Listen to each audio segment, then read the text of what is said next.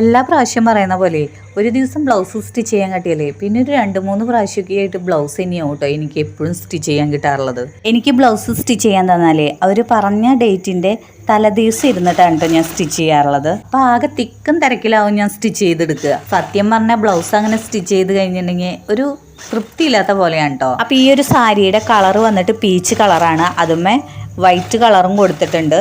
പിന്നെ ഇതിൻ്റെ കര വന്നിട്ട് സിൽവർ കരയാണ് കേട്ടോ കൊടുത്തിരിക്കുന്നത്.